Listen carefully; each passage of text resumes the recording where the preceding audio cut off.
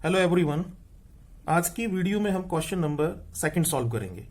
इससे पहली वीडियो में हमने क्वेश्चन नंबर फर्स्ट को सॉल्व किया है और फर्स्ट को सॉल्व करने के लिए हमारा गेम चेंजर क्यू था, क्योंकि क्यू की जो फॉर्म थी हमारे पास, क्यू की फॉर्म हमारे पास थी 2 की पावर n और 5 की पावर m। जो इस फॉर्म में आता था आपका डिनोमिनेटर, उसी को आप बोलते थे कि वह फ्रैक्शन जो आपको गिवन फ्रैक्शंस हैं ये 1 to 10 तक वह टर्मिनेट होंगी, और जो इस फॉर्म में नहीं थी वह टर्मिनेट नहीं होगी, उन्हें हम बोलते थे नॉन टर्मिनेटिंग। सेकंड क्वेश्चन ने हमें बताया है कि जो टर्मिनेटिंग डेसिमल एक्सपेंशंस हैं उनको आपने डेसिमल एक्सपेंशंस में सॉल्व करना है। अब उसको सॉल्व करने के लिए मैं फर्स्ट इसका पार्ट लेता हूं, क्वेश्चन नंबर सेकंड का। Solution of first part 13/3125। First question में हमने इसके फैक्टर करे थे, वह फैक्टर हमारे पास थे 5 to the power 5 और ऊपर आपका p वैल्यू जिसे प्राइम नंबर कह रहे हैं वह 13 है। मुझे इसे डेसिमल में कन्वर्ट करना है और डेसिमल में कन्वर्ट करने के लिए मुझे इसके डिनोमिनेटर में 0 चाहिए। 0 का मीनिंग हुआ कि q मेरे पास में या तो 10 आ जाए, 100 बने, 1000 हो, 10 to the power, 10 to the 5, कोई भी वैल्यूज इसमें से आए वो इजीएस्ट उसको डेसिमल में कन्वर्ट कर देता है। मैं एक छोटा सा एग्जांपल लेता हूं, जैसे 1/2 डिवाइड करता हूं, सपोज करिए तो 0.5। लेकिन मैं इसको इस फॉर्म की हेल्प से यदि डेसिमल में कन्वर्ट करूं तो मैं इसको कैसे लिखूंगा? दिस सिंपलाइज 1/2। अब आप देखिए, मैंने कहा था आपको क्यू, जहां आपका क्यू गिवन है वहां 10, 100, 1000 कुछ ऐसी वैल्यूज आपको बनानी होती है। तो मैं इसमें 10 बनाने के लिए 5 की जरूरत है, तो मैंने 5 से मल्टीप्लाई करा। मैंने इसमें न्यूमरेटर और डिनोमिनेटर में 5 से मल्टीप्लाई कर दिया, तो वैल्यू मेरे पास क्या बनी? 5 1 जा 5 और 5 2 जा 10। अब आप एक डिजिट के बाद पॉइंट लगा दीजिए, ये देखिए ये डेसिमल फॉर्म आपकी बन गई। इसी तरह हमें इन क्वेश्चंस को सॉल्व करना है। यह 5 की पावर 5 है और इसको मुझे जीरोस में बनाना है, तो मैं कैसे बनाऊंगा? मैं इसमें 2 की पावर 5 से मल्टीप्लाई कर देता हूं न्यूमरेटर और डिनोमिनेटर में। 13 इंटू 2 की power 5 32 upon 5 into 2 5 into 2 whole to the power 5। 13 into 32 की मल्टीप्लाई करते हैं, 30 इंटू 13 390 एंड 2 जा ठीक 416 और ये 10 की power 5 is equal to 416 upon 120। देखिए कितना आएगा? 50। अब 50 आपको मिल रही हैं और ऊपर डिजिट कितने हैं आपके पास? 3 डिजिट्स हैं। आपको क्या करना चाहिए सिचुएशन में? डेसिमल एक्सपेंशंस बनाने के लिए आप 5 डिजिट जो न्यूमरेटर है उसके 5 डिजिट के बाद आप डेसिमल यूज करेंगे। वो कैसे? अब 4 1 6, देखिए 3 तो आपके पास है, एक अपने पास से 0 यूज करते हैं, एक और 0 आप बढ़ा लीजिए, अब 5 डिजिट हो गए न्यूमरेटर में। अब आप पॉइंट लगा दीजिए, ये फॉर्म बन गई आपकी डेसिमल फॉर्म। यही क्वेश्चन नंबर सेकंड आपसे कहना चाहता है 1 to 10 पार्ट्स तक, लेकिन डेसिमल फॉर्म उसकी बनानी है जो फ्रैक्शन आपकी टर्मिनेट करी है। Question number second part 17/8। 17/8 prime factorization कर लेते हैं क्यू के, क्योंकि क्यू फैक्टराइज होना जरूरी है, गेम चेंजर है, वही बताता है आपको कि पॉसिबल है या नहीं। तो 2 दी पावर 3। अब देखिए इसको 10 या 100 या 1000 बनाने के लिए 2 की पावर 3 है, तो मुझे क्या वैल्यू चाहिए? 5 to the power 3। न्यूमरेटर और डिनोमिनेटर में 5 to the power 3 से मल्टीप्लाई, तो 17 इंटू 125 अपॉन, और ये वैल्यू आ गई 10 to the power 3। 17 और 125 को यदि मल्टीप्लाई करते हैं तो वैल्यू 2 1 और ये होना चाहिए 25 अपॉन 1000। 3 डिजिट के बाद आप डेसिमल यूज करेंगे, आप डेसिमल लगा दीजिए 3 डिजिट के बाद, तो 2 1 2 5 1 2 3 यहां आप लगाएंगे। ये सेकंड पार्ट का आंसर हुआ। अब थर्ड पार्ट पॉसिबल नहीं है हमारा, क्यों नहीं है? क्योंकि वह नॉन टर्मिनेटिंग है। अगला पार्ट हमारा होगा फोर्थ। हम फोर्थ सॉल्व करते हैं डेसिमल एक्सपेंशंस के लिए।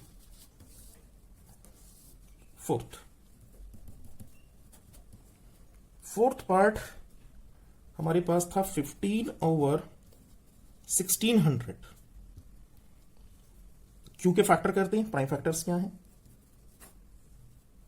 2⁶, ये फर्स्ट क्वेश्चन में हमने किया है, और इसके फैक्टर आए थे फिर 5⁴, लेकिन मुझे इसमें यहां 0 बनाने हैं, तो मुझे कितने की जरूरत है, 5⁴ से और मल्टीप्लाई कर दूं न्यूमरेटर और डिनोमिनेटर में।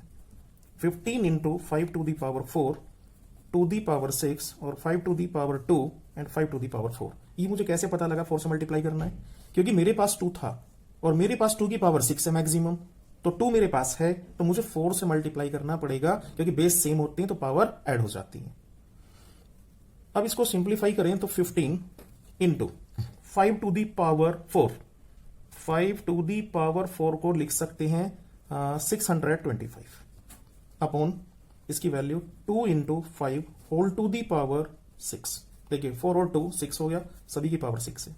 अब 15 × 625 की मल्टीप्लाई कर लेते हैं, और ये मल्टीप्लाई आती है आपके पास 9375 अपॉन, और ये वैल्यू 10⁶।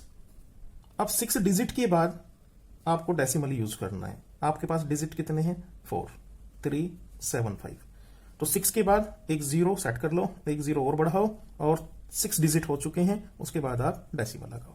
तो ये आपका फोर्थ पार्ट। फिफ्थ की बात करते हैं कि फिफ्थ क्वेश्चन कैसे सॉल्व होगा। फिफ्थ पॉसिबल नहीं है क्योंकि नॉन टर्मिनेटिंग है। नेक्स्ट लेते हैं six part 23 upon 2⁵ and 5⁵ is equal to 23 highest power, 2 की 3 आ रही है, यहाँ 5⁵ है, दोनों का कॉम्बिनेशन हो पाना मुश्किल है, एक 5 की जरूरत है, तो मल्टीप्लाई करेंगे एक 5 से। ये देखिए न्यूमरेटर और डिनोमिनेटर में हमने 5 से मल्टीप्लाई कर दिया। इनको मल्टीप्लाई करते हैं, 5 3 जा 15, 15 और 2 जा 10, 10 और 1 11, ये आ गया। और इसको आप लिख सकते हैं 10⁻3, तो 115 अपॉन 1000। 3 डिजिट के बाद लगाना है 115, और 3 डिजिट का मतलब 3 डिजिट है, इसमें पॉइंट लगा दीजिए, आंसर। उसके बाद नेक्स्ट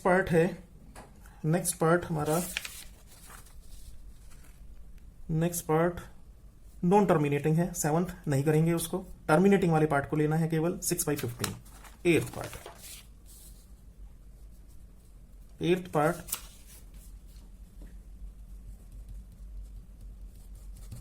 6/15 आप इसको फैक्टराइज कर रहे थे 3 × 2 ये हमने फर्स्ट क्वेश्चन में भी किया है, 3 × 5 ये कैंसिल था, 2/5। ये देखिए इसको 10 बनाने के लिए, क्योंकि डेसिमल 10 के बेस पे इसका बन जाएगा, तो मुझे 2 से मल्टीप्लाई करनी होगी न्यूमरेटर और डिनोमिनेटर में। 4 आ गया, ये 10 आया, और इसे मैं लिख सकता हूं 0.4, ये आंसर होगा।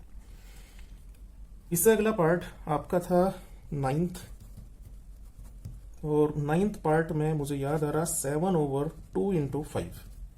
ये सिंप्लीफाइड फ्रैक्शन थी आपकी, जिसे आप लिख सकते थे डायरेक्ट 7/10 और 0.7। और सबसे लास्ट पार्ट नॉन टर्मिनेटिंग था, नॉन टर्मिनेटिंग था। ये आपका सेकंड क्वेश्चन कंप्लीट है। जितनी भी पार्ट मेरे पास फ्रैक्शंस मेरे पास टर्मिनेटिंग थी, वहां उनको डेसिमल में मुझे कन्वर्ट करना था। अब हम इसका थर्ड क्वेश्चन लेते हैं। थर्ड क्वेश्चन ले गए हम। थर्ड क्वेश्चन में हमसे पूछा गया है कि जो decide whether they are rational और नॉट, कि रैशनल, ये जो 3 पार्ट हैं ये रैशनल हैं या नहीं हैं, और यदि ये रैशनल हैं तो क्या ये P/Q की फॉर्म में लिखे जा सकते हैं। और फिर हमें अबाउट Q के बारे में बात करना है कि आप क्या बता सकते हैं इसके प्राइम फैक्टर ऑफ Q के बारे में। तो फर्स्ट पार्ट थर्ड का, इन 3 पार्ट को करने के लिए 1.4 का जो कॉन्सेप्ट मैंने आपको समझाया था, उसमें बहुत अच्छे से डिटेल मैंने आपसे की थी। ये टर्मिनेटिंग है, ये वैल्यू, ये देखने से पता लग रही है कि ये टर्मिनेटिंग है। तो ये टर्मिनेट जो वैल्यू होती हैं वह रैशनल नंबर होती हैं, और वो 2 × 5 की फॉर्म में जरूर आती हैं, जिसे मैं चेक करूंगा कि वह 2 और 5 की फॉर्म में है या नहीं है।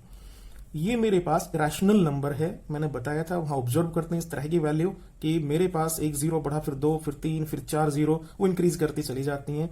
ये मेरे पास इरेशनल होती है, परमानेंट। नेक्स्ट वाला, ये मेरे पास नॉन टर्मिनेटिंग, ये और रिपीटिंग है, तो ये भी मेरे पास रैशनल ही होगा। लेकिन फिलहाल फर्स्ट पार्ट की बात करता हूं।